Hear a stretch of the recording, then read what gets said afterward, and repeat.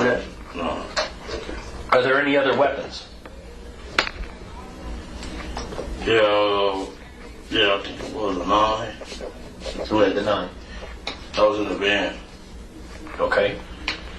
I don't know who had the 9. That's okay. Anybody? Anything else? I said, when we went to the MGM, I mean, after we walked by the Coca-Cola place, I was in the middle of me, Trey, and what's his name was at that stoplight. I mean, at the crosswalk. And the dude pulled up in that, they pulled up in the ambulance right next to us. I'm like, damn. That's after he shot. Okay. I'm still. Yeah, I got you. Okay. I know this is difficult. I completely understand it. Yeah. What I'm looking for specifically is Orlando or anybody else say anything about looking for the entourage. No, we just got lucky. You talking about Before anything happens. Yeah. Meaning, was y'all looking for them, or did you happen to bump into them? That's what he's really asking. We happened to bump into them. Okay. But you weren't looking for them. Did you guys go to the club or anything looking for him? Yeah, we went to the club. Which club? 6 through 6. That was after the incident? Just before the incident. Yeah. So, the time. Okay. So you leave. Let's start. Okay. You leave the MGM. You drop Paula off at the Monte Carlo, and you leave the Buick there. Yeah. Okay. Now this is before you go get liquor. Yeah. Did you go to the 662 Club from Monte Carlo? Yeah. What does 662 mean?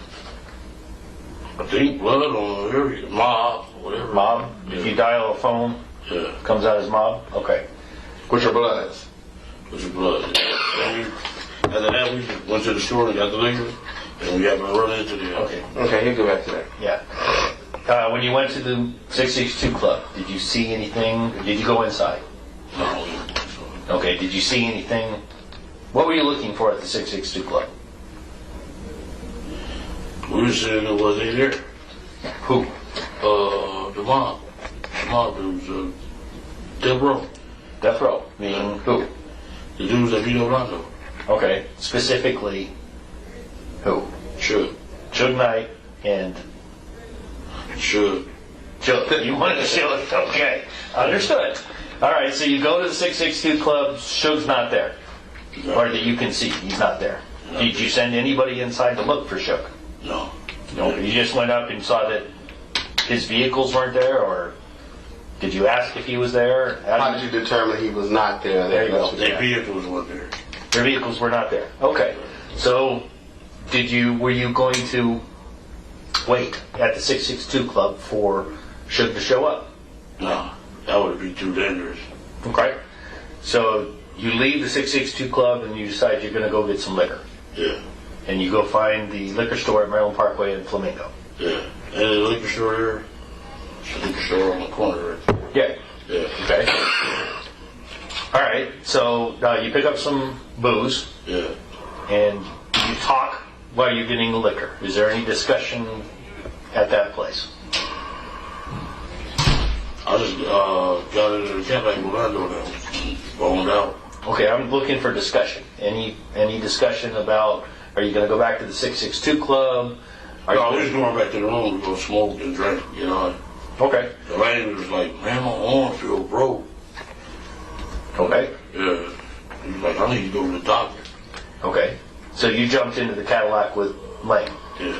What was your plan? Or go back to the MGM.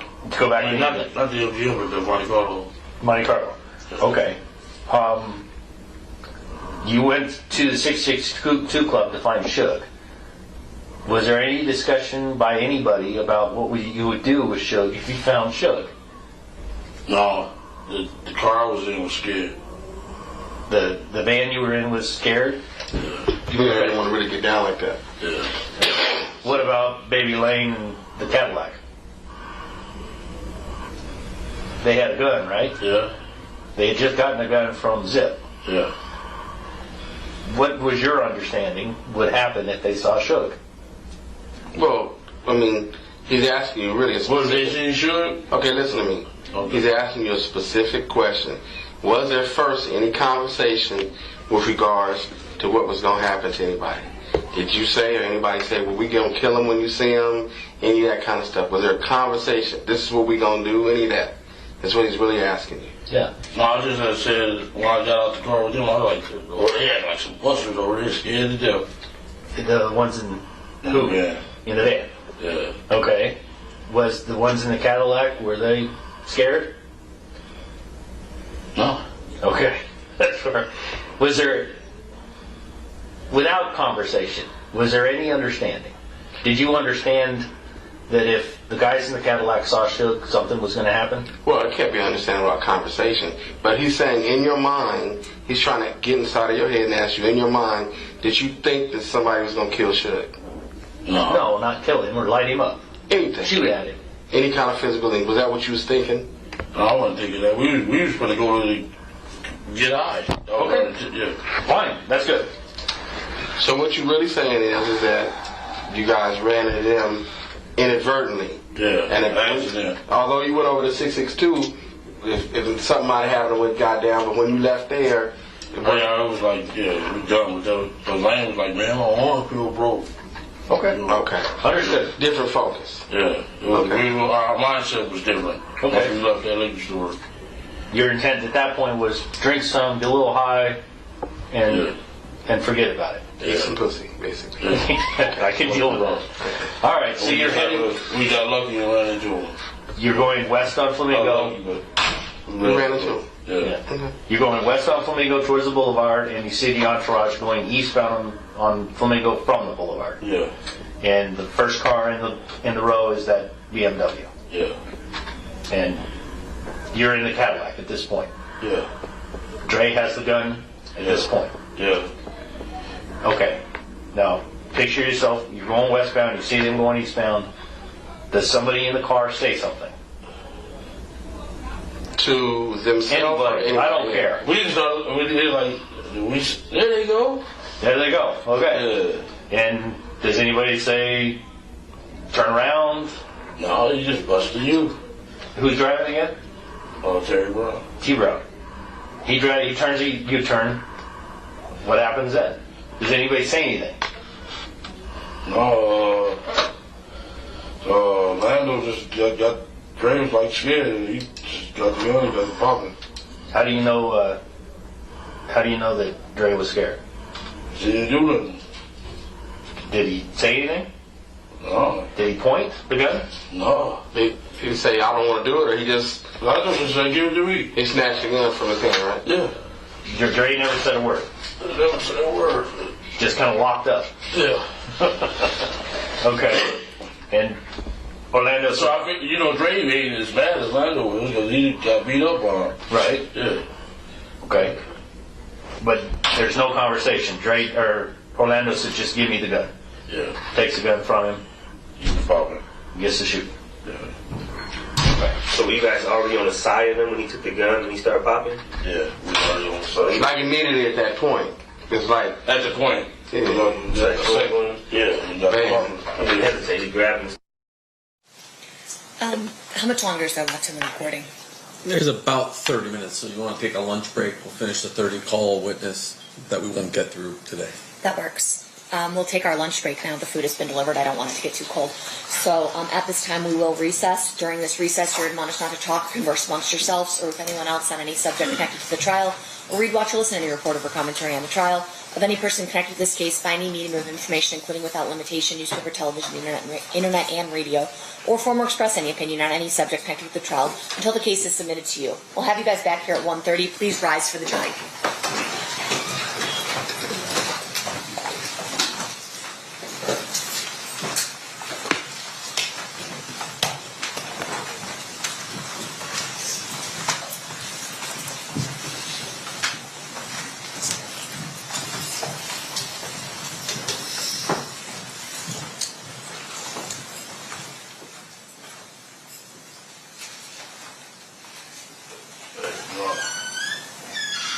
Hang on one sec. For the record, the jury...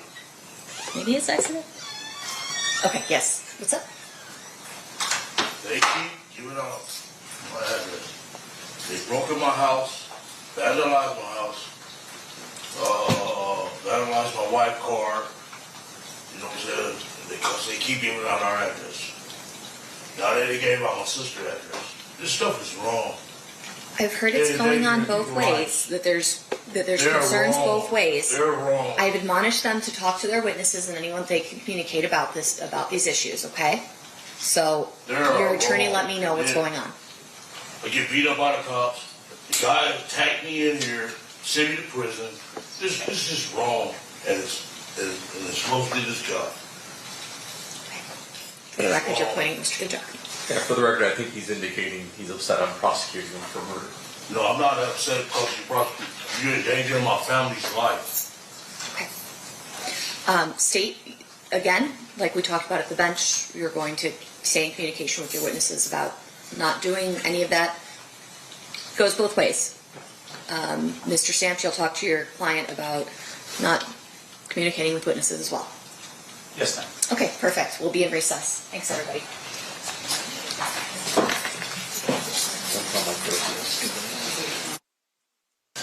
All right, we're back on record in State versus Davis, C377407. Anything we need to address before we bring the jury in? Not from the state. Timing-wise, we're going to finish off with the statement, and then you have a witness that you're going to get started but not finished, correct? Okay, sounds good. Let's bring in the jury. Randy?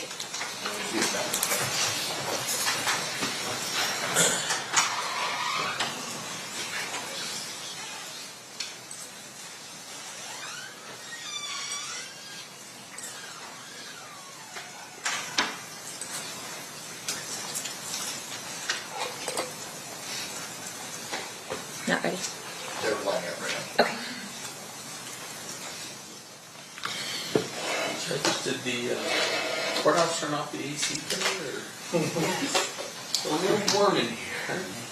Agree. It's always warm in the road, so I don't know.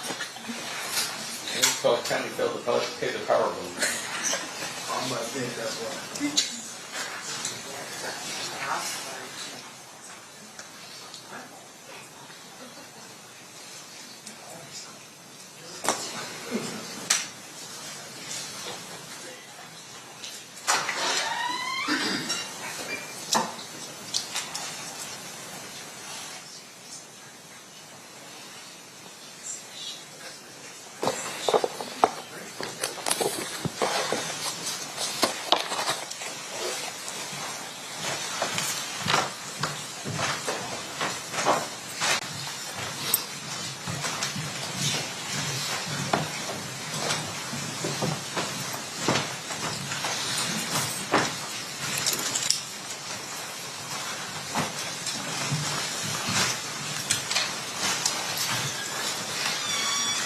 Do the party stipulate to the presence of the jury? All right, you may be seated. Welcome back, ladies and gentlemen. We are in the middle of two-thirds of the way through exhibit number 118. State, you may resume playing whenever you're ready. Thank you. Okay. So you saying you didn't know that Orlando was going to shoot him, but he wasn't a planned shooter? I didn't know. There was no plan at that time. At all, period. It was a lucky coincidence. Yeah, we ran into it. Okay. It just happened, what you're saying. Yeah. Okay. All right. I don't know how to word this. You're doing a good job.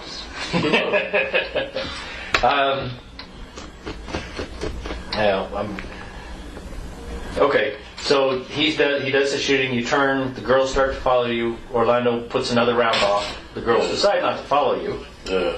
and then you drive away and go to the carriage house. Is there any conversation before he splits from you, Orlando? Before he leaves you? He doesn't tell you at that time, I'm going to go... He told us after we got there. Okay. And I was like, man, we ran right into him at the park. I mean, that was a trip because they was right here and we was at the crosswalk in the middle of Las Vegas Boulevard. Like, damn. When you were walking back? Yeah, when we was walking back, the ambulance and Suge and Tupac to the back of the ambulance, right by us. Like, we could have said hi. Did Suge see you? I don't know. Oh, okay. Did he see you? Did he know it was you that was in the car when they did the shooting? I mean, he could have seen you. You could have seen me, yeah. You think he might have, may have? It could be possible. Yeah. I think- What I'm asking is, did you guys make eye contact? Did you and Suge make eye contact? You make eye contact with him? It looked like, Okay, and this is when you're walking no, this was, during the shooting. yeah. You could have made eye contact with him. Yeah. Oh, okay. Yeah. So during the shooting, you made eye contact with Suge? It looked like, I see, it looked like you seen it. You believe that? Yeah, I believe that. Okay. All right. That's why he said, y'all had the right motherfuckers. Say it again. Remember he said on that interview, y'all had the right motherfuckers, y'all had your man. You don't remember him saying that? Yeah, I do. And what do you think he was referring to? Orlando? Yeah, I know. Okay. You don't remember he said that when he was at his office? Y'all had your man. And he did it all in that book interview, all that shit. Like this motherfucker. Snitcher. You know? That's strange that he did that. Yeah. You don't remember him saying that? No, I remember something to the effect. Did you think he was going to I thought he was, yeah. press charges on you? On who? No. Orlando really kind of saved him. Well, I mean, anybody. I mean, did you think Suge was going to tell the police? No, you know better than answer that question. She wasn't going to tell him that. But answer the question. I thought he was. You thought really he did? Yeah, because he just had the music industry view of old. Right. You know what I'm saying? And like y'all, but the street people wasn't scared of him. You see now he gets beat up every week. Yeah. So the police actually came and did some search warrants. Yeah. You remember that you were there for that? I got away about 5 minutes before y'all came. Okay.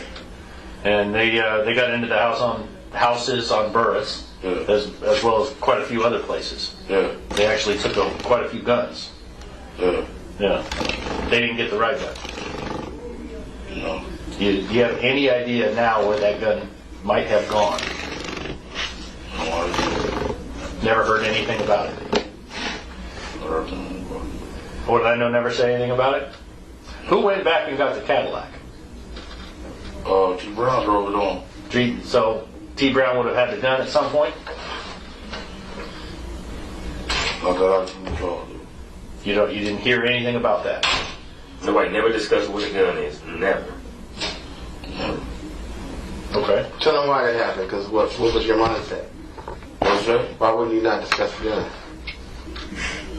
I was trying to get as far away from Vegas as I possibly could. It wasn't on your priority list. I was trying to get the fuck up out of there. When did you leave Las Vegas? We left the next morning. I'm sorry? We left the next morning because we figured y'all would be looking for that Cadillac on the road. Okay. So you left in the Buick Yeah. with Pamela. Or Paula, I'm sorry. Me, Paul, and Lane. Oh, Lane drove back with you. Yeah. What did Lane say about the shooting to you? He was just nervous all the way back. And he was like, man, because he went on to the doctor and got a Sling. at the same hospital. At what hospital? Where Tupac was? Yeah, on Marion Parkway. Really? Yeah. The next day or the same night? That same night, got a sling. Was on and everything. While they were in the hospital? Yeah. Tupac was taken to a trauma center, not on Maryland Parkway. There is a hospital on Maryland Parkway. Yeah. And you think That's where he got it, yeah. Got a sling and everything. He was fucked up. They fucked him up bad. Okay. I'm looking for anything Orlando might have said about the shooting. When did you find out that? That day was hit. Yeah, Tupac was hit. Suge was grazed.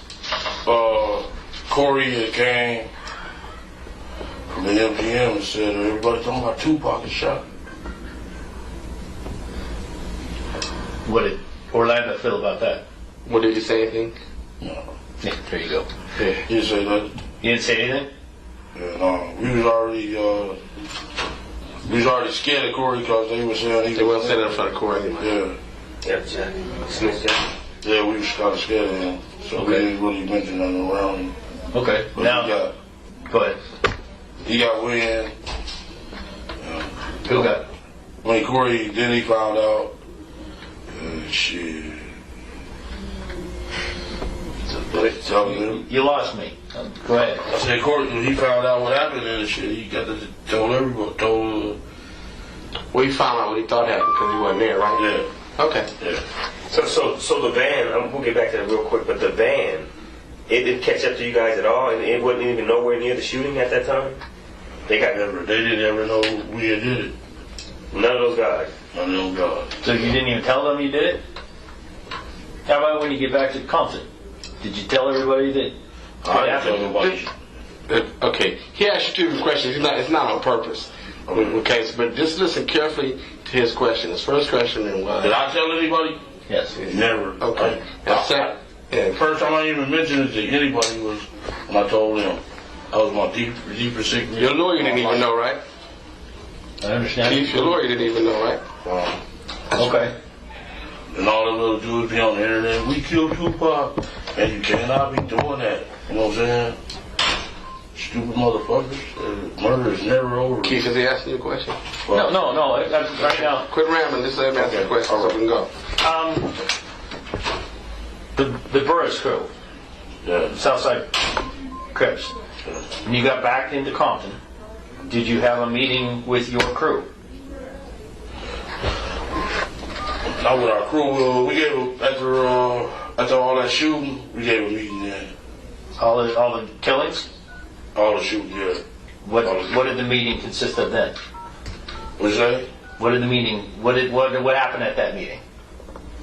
What happened at that meeting? I said we'll take care of all the heavyweight dudes and y'all just take care of all the neighborhood dudes. Okay. But it's at the time that you kind of told them, look, man, this is all because of Tupac. There's something happened down there, something like that. I said, He's trying to refresh your memory, so just listen to what he says, because he's not trying to testify. y'all shouldn't have never gave that meeting. Okay. Shouldn't have never gave it. Yeah, the meeting and At the point that you have that meeting, it's a full-on war. yeah. A lot of people dying. People were scared, yeah. We only lost one person. That would be Bobby Spence. okay. But you the boss, so you trying to just have a meeting to tell everybody what's going on, watch your back. This is why A, B, C, and D is happening. Because you the boss. Yeah. Okay. What was said at the meeting? They said at the meeting, shit. I just told them be careful, y'all take care of all the gang members, the street level guys, and we're kind of the heavyweight guys. But isn't that the time that you told her kind of like alluded to the fact that somebody from Southside had done that, killed Tupac? I never told nobody that. Never said that. Because I know better than that. The first time I ever told somebody was y'all. I didn't tell my sisters. I didn't tell my brothers. I didn't tell nobody nothing. I don't know if Lando told anybody or nothing. But I never told nobody shit. Not like that. Did the Cadillac go anyplace? Did he go anyplace? Well, you said that Dre drove it back. No, T. Brown drove it back. Okay, T. Brown. I'm sorry. T. Brown drove it back to Los Angeles. Yeah. What? Did he go to a car wash? Yes. No, hell no. Nothing like that. No. You just turned it. He turned it back into the rent-a-car. Yeah. All right. Yeah, he shot that thing. No, they gonna wash it. We go. They No gonna wash bullet it. holes, no body nothing. shop, no nothing. No nothing. None of that never happened. None of that happened. Were there any casings left inside that car? You know, He got that shit up out of there. T. Brown did. Yeah. When did he do that? Shit. And on top of it too, that as that's happening, they're talking in a tone. They're not yelling and screaming it out loud, but they're talking in a tone to say, "Hey, what do we do here? Whatever the issues are." I think those parts of this recording that Mr. What's his name again? Dorsey had done, thank you, had done, I think those are parts that need to be included from the jury's understanding, because here's the thing. I understand he's not a state actor. I understand that it doesn't fall under this idea of, hey, well, he wasn't ordered by a detective to do that, and Dupree is definitely not a detective at this particular point. However, it is still a crime in California to record someone's conversations that they believe is private. Regardless of if we're in a room and having a conversation, if I'm having a conversation with this individual sitting right next to me and I believe that is private, under California law, that is still illegally obtained material. But ultimately, the remedy for a private actor acting in a nefarious, illegal, whatever you want to call it, way is not exclusion against the state, because the state's not the actor doing that. So that was sort of my comment when it was brought up that way. I think the attorney-client privilege argument is definitely more interesting and is new. Or any final word on that before I turn to Mr. DiGiacomo? Well, I mean, because here's the issue that we have. Right now, what we have is an individual who basically takes his iPhone out, plugs it down on a speaker next to where he's at. He's hiding in a room to avoid detection by Mr. Davis, and he's recording the entire time. You hear other people communicating or having some type of discussion on top of his recording, which means that it's done openly in front of this mic or whatever he's at. He doesn't see a screen or monitor. He doesn't know what is being recorded or not. He just records the whole thing. The concern that I have with it is right now, as we're watching and listening to what's being played by the state, we don't see where exactly it is that they're going to bring in the parts that are not in the transcripts that we have from the recording. That's the official BET operating, versus the stuff that they have that would have the additional thing on top of it, the surreptitious recording by Mr. Dorsey. Okay. State. Two things. Mr. Dorsey had a transcript of his recordings that has been provided to the defense. Okay. And there's a transcript of the official BET recordings, which, if you notice while listening to it, even the BET transcripts does not pick up background conversations or transcribe background conversations between other people when Mr. Diaz is asking questions. Okay. Mr. Dorsey will testify, because I specifically had asked him about the attorney-client thing. He will testify at no point in time when Mr. Davis is talking to Mr. Higgins is there not a third party present from E1 Entertainment. So there is no privileged communication that occurs between Mr. Davis and his attorney. Even at one point you're going to hear Mr. Davis say, hey, hold on, this is a hot mic. Let's bring him in and do a short evidentiary hearing then on that issue of attorney-client privilege. Sure. Okay. I assume he's back there. We'll have Mr. Dorsey come in real quick. We'll have him resworn, and then we'll just proceed on this limited issue outside the presence, and then ultimately I'll make a determination.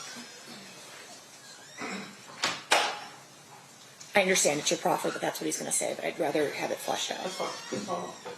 Bring in Mr. Dorsey. Just Mr. Dorsey, no jurors. No jurors yet.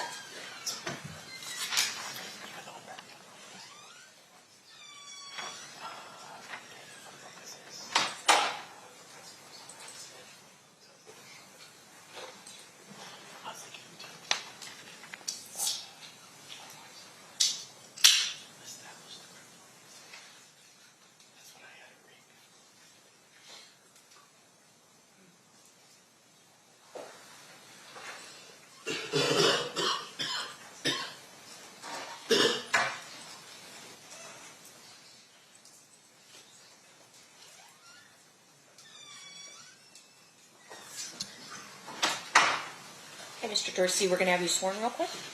Raise your hand. You do solemnly swear the testimony you're about to give in this action shall be the truth, the whole truth, and nothing but the truth, so help you God? I do. You may be seated. May I have you state and spell your first and last name for the record? Yes, it's Michael Dorsey, Michaeldorsey. All right, thanks for coming back, Mr. Dorsey. I hope you had a good weekend. We just needed to do a quick outside the presence sort of hearing so I can determine the legality of some things that are coming in, okay? Sure. Or not, potentially not coming in. So I'll let Mr. DiGiacomo ask some questions about the issue we brought up. Mr. Dorsey, I know there's times on this recording where you capture conversations that involve the defendant, Duane Higgins. Yes. During those conversations, were they ever alone in a room having a conversation? Was there always a third party present? I believe they were always in the studio, and there are, I think most of the time you actually hear Mario talking with them. It's like a three-way conversation. So I understand like how privilege works to some extent, and it sounded to me like always he was still in the studio, didn't go outside into a hallway, and again, you can hear Duane Higgins talking with him. And not just Mario Diaz. Isn't there a number of people Yes. to do this production that have to be in that room? Correct. There would have been another producer. There's the sound recordist. There's at least one videographer. There's probably at least a lighting person in there. There's at least a good half dozen people in that room with them. And at one point, does Mr. Davis make some comment about, hey, careful, this is a hot mic? He does, yes. He's kind of whispering, this is a hot mic. And so at no point where you're capturing or recording there's not other people within, and describe the size of the studio. Sure, it's a very small studio. It's probably a quarter the size of this courtroom. So it's a very small room with 4 or 5 people in it friendly. where he's having this conversation. That's correct, yes. Nothing further. Mr. Dorsey, where are you when these conversations are taking place? I was in an office down the hall. Okay, and so you had eyes on the studio the entire time? I did not have eyes on the studio, no. Okay. You could hear Yes. people speaking as to everything that was being said in there? Yes. And how were you recording again, remind me? I had a pair of headphones, and I had my phone, and I just hit record. Okay, put the and headphones so on it's the phone. essentially the studio audio that you're using? Exactly, the live audio coming right from the studio, yes. So it's a room, do you know if the studio has signs that they're recording at all times? Like signage that says something like, this is a recording studio, you are subject to recording, scenes like that. Yes, I've recording seen- studios typically have the signs up like that, plus of course he would have signed a release, so he knows he's being recorded. Okay, got it. Anything further? Sorry, I sort of hijacked that a little bit, Mr. DeJochno. Not from the state. Mr. Sanft, you may cross. Okay, Mr. Dorsey, you've never met Mr. Davis before. We've never met, we've seen each other before. Okay, so on the day of the recording, you made it a point to not run into Mr. Davis, fair? Correct, You were actually in this other room, that's correct. and you're there just with headphones on. Yes, So, and I saw him walk by. I know Right. he's disagreeing with me right now. I watched him go by, sure, and that's and fine. he looked at me. Okay, are you done with the answer? Yeah, I sure am. Okay. Now, in terms of your work, I want to make sure I'm clear. Are you working as an employee of BET? No, Okay, what are you at that point? I am a contract employee, work for hire, as a technical consultant for specifically this production. I'm not hired by BET, I'm hired by the production company. By the production company? Yes, sir. And that's Entertainment One? Entertainment One and Creature Films, like a subsidiary of Entertainment One. All right. And then in terms of your work with Entertainment One, that was bound with a confidential agreement, right? Yes, Do you have proof right now that you're no longer bound to that agreement? I do. I have a letter from an attorney at Paramount Pictures, which owns BET, approving me sharing my information. And then I also have an email from Mark Ford, the head of Creature Films, also saying he had no objection. Okay. So in your work with Entertainment One, what you basically do is you have your phone or whatever recording device down Yes. next to the monitor in which you're listening to a conversation. Correct.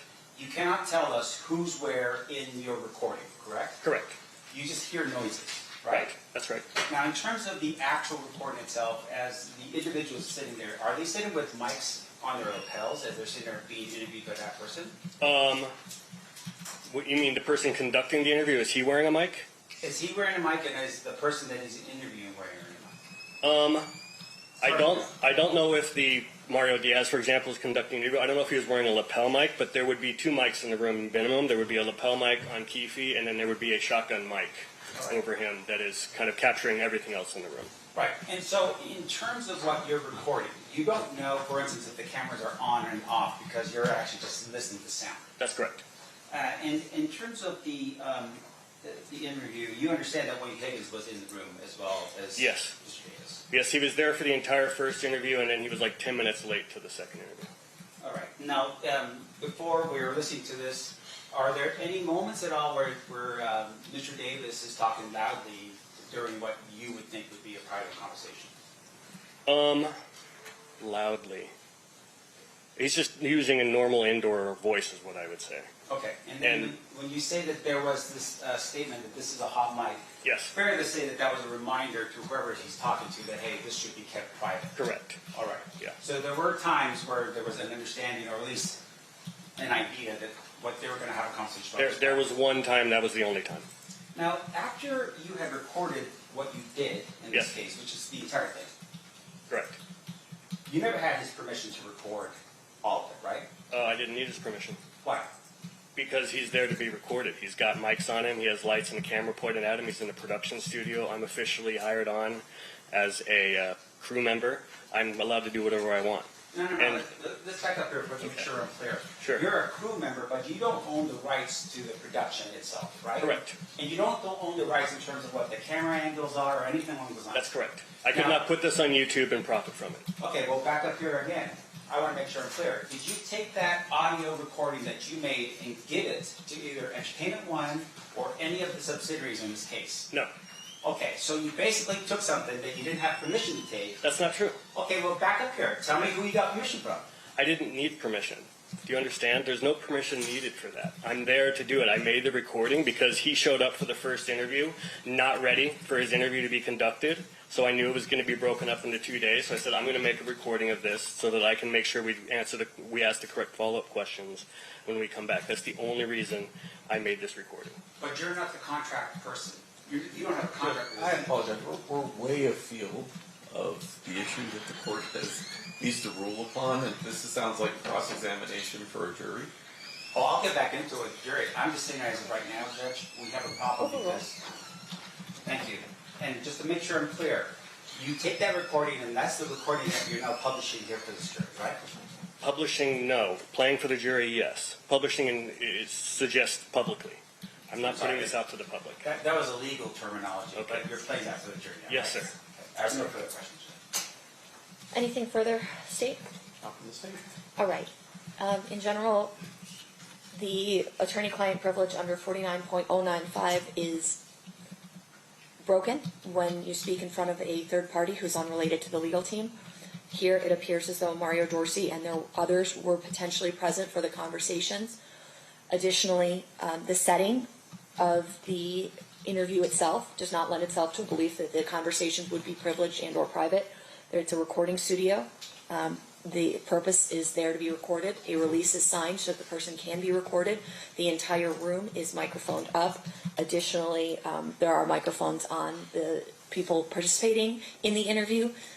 In general, this isn't a situation that would lend itself to private conversations. I think based on the testimony, they are not privileged conversations.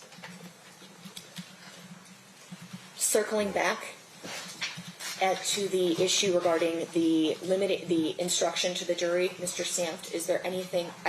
Did you want me to reread the Tavares instruction, which I can add something related to the unrelated shooting to? That proposal for that would be this. You have heard testimony regarding drug trafficking, conspiracy, a federal conviction, gang affiliation, and an unrelated shooting.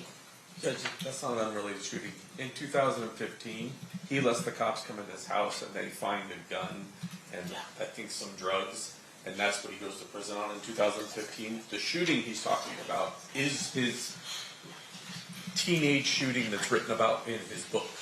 So Mr. Shams was conflating the two. Okay. The 2015, I So think, how I about believe just is instead of federal conviction, prior criminal convictions? a conviction in 2015? Because that's the only one that wasn't My part of the point in motion. saying that it was unrelated is saying that it's unrelated to this incident. Correct. Unrelated 2015 incident. Okay. So what's your proposal, Mr. Sanft? I saw you had a piece of paper. Yes, Your Honor. Myself and the defense team worked on a Tavares instruction that says you are instructed that any testimony and or evidence introduced about any unrelated shootings and or murders is not admitted and should not be considered for propensity purposes, but instead for the purposes of motive, intent, or to establish the credibility of defendant statements. It's not only not to be considered for propensity, it's not to be considered for any outside thing other than those narrow exceptions that we've delineated. Okay, that's the propensity purposes was the. So if you're okay with that defense, you want to add or any other purpose somewhere, okay. Yeah, we can add it or any other purpose. Okay, let them add that and then bring it up to me and I'll use that as my master. And we'll ultimately end up giving this instruction to the jury in their packet. Thank you. So that's your suggestion, and that is granted, Mr. Sanft. As soon as Ms. Panduke finishes looking at it.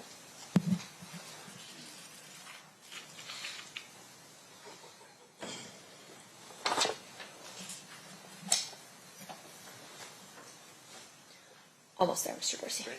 Give us a minute. I'm fine. I'm fine. Okay.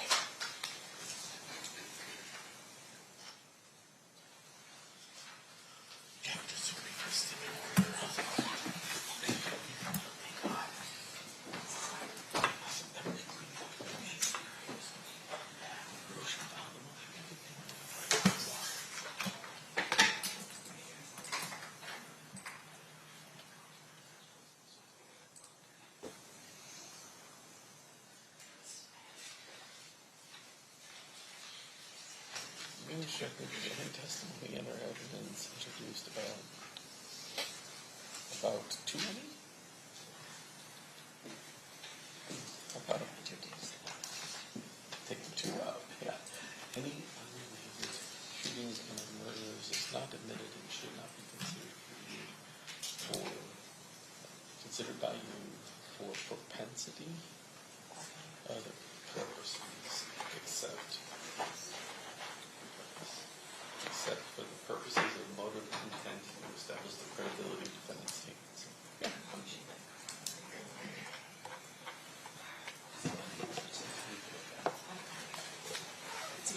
Let's see if you can read it, Judge. It's some Banu's, some Pauline's handwriting. God, guys. You should both be doctors here. I know. I'll rewrite it for you. No, it's okay. You sure? I think I got it. Okay. Have a little.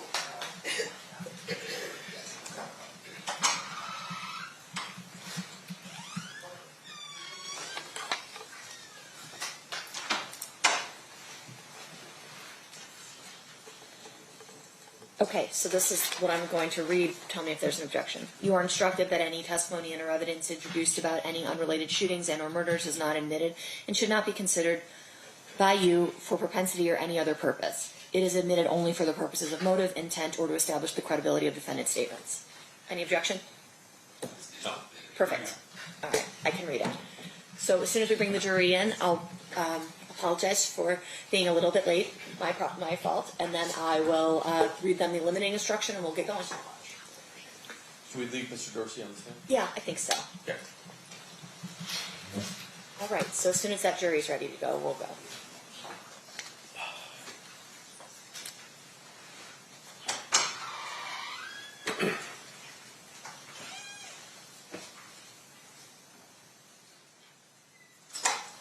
Stand for the jury.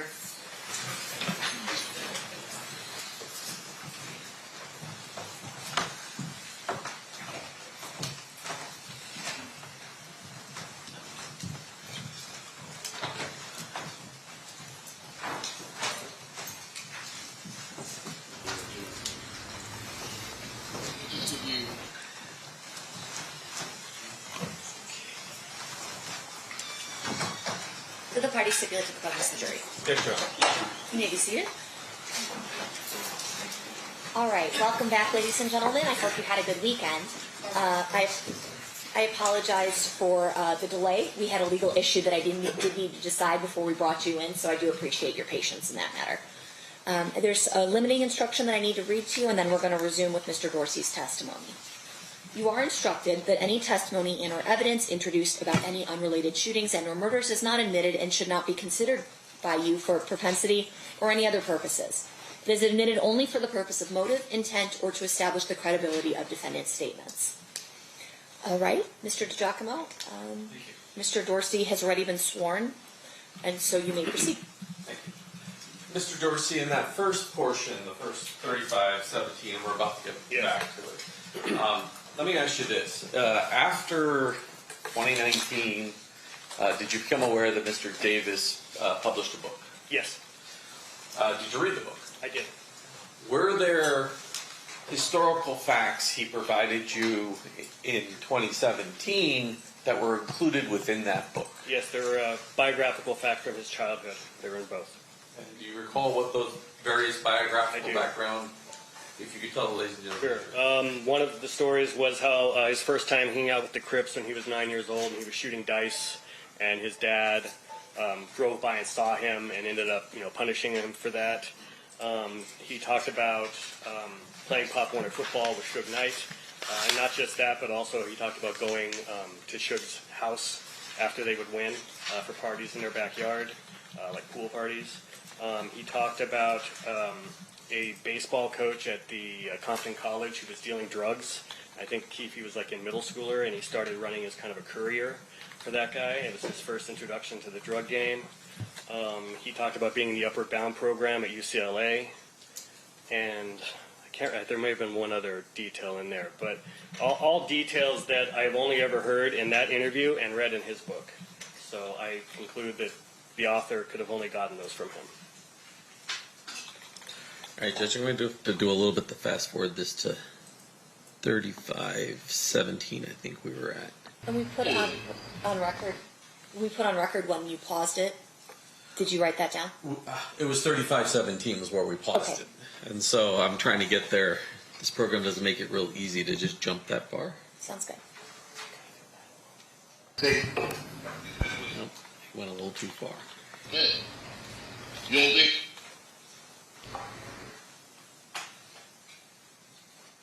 Man, my boy Duke was rolling up, he's going to the club tonight, rolling up weed in the neighborhood.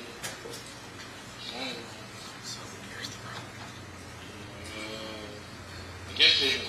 Sorry, Judge, the transcript won't come up if I don't start it at 17. Start it over? I'm not starting it over. I just have to roll from here to wherever we're going. So I'm just going to have to guess, and hopefully we're close. No, we had ran into him at the House of Blues. Sorry. One more time here. We may just have to listen to a little bit more than we...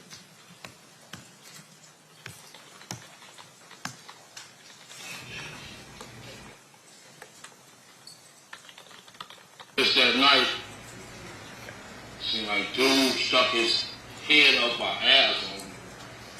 You know what I'm saying? He's a special agent in charge of the major crime. It was just that night that dude was going to make my life a little bit. You know, I did a 5.5. Came up to at least 10 times. I'm going to stop this. Before his interview in 2017, had you ever heard of Special Agent Holiday? I don't think so. I don't remember hearing much about the federal investigations into him. That was new information to me.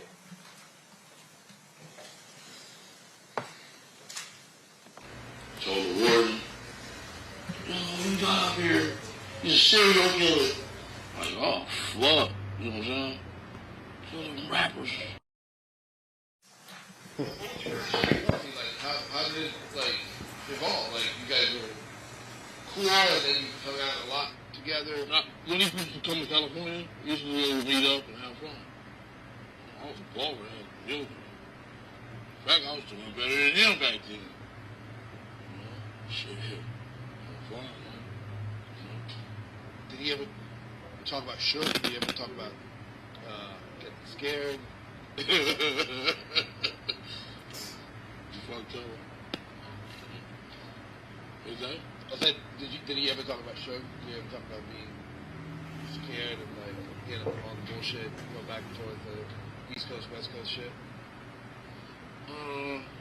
You didn't talk about that till later on in our relationship. That's right. That's what I mean. Like, you know, when did we get to that spot, that place? When you guys were talking about that? I remember my boy Zip was rolling up, he was going to the club one night, rolling up green in the neighborhood. His phone was on. He was like, I guess they must have fucking played it. Something, I don't know. He's like, man, let me speak to Keefe. Got on the phone. What's up, dog? Man, I'm giving a concert out there. We're on a tour on the West Coast. That's what we was think it's cool to come out there. I said, why it wouldn't be cool? You're like the big CEO guy. CEO guy. You're like, yeah, the big guy. I knew what he was talking about. It was like cold and shit. I guess I was scared of the guy. So we went to the Urban Meadows. It was something. Oh, let's get verified. He had the hottest song out in the world. You know what I'm saying? Shit, that song was One More Chance. Pulled in on the stage. Suge was right there. I came off the stage, he asked me, man, how you know that? Same way I know you. I told him that. So then, after that, we went to the San Diego concert. As a matter of fact, the Dallas Cowboys stayed in the same hotel we stayed in. It's good, he's telling all the That was same cool, details. yeah. This did 10 years ago. Amazing. And all the balls would go all around that motherfucker for the Dallas Cowboys. Football team, It's everything. ready for Troy Aikman. You know what I'm saying? I don't know if we'll get you in trouble or not, but the balls were all around the Then we went to the Anaheim. That was on the Halloween night. Perfect. Halloween. Halloween night was cool there too. And he just give you passes for everyone, like everyone would go concerts. I just go get the tickets to the little homies. I was riding in the van. I was on the stage with him every time. You get to hang out with Big E, obviously, right? Yeah, Biggie was cool. Cool dude and everything like that. So when did Puffy start talking about, Suge on a real serious level?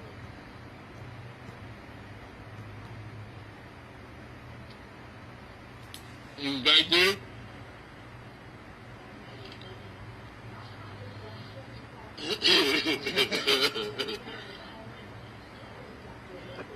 We already established that. Yeah. Now, what'd you say? I said, when did he start talking about Suge, like on a real serious level? Puffy. Oh, being scared of Suge? Well, or doing something more than that.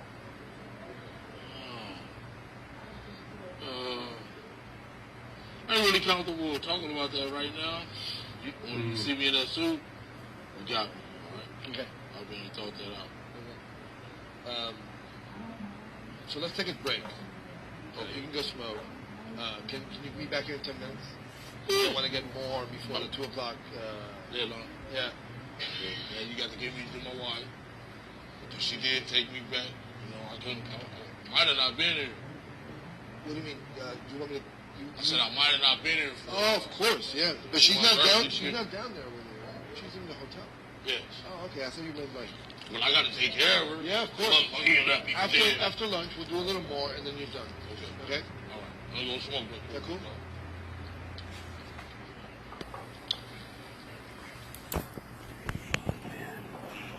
Ben is watching. Ben is watching.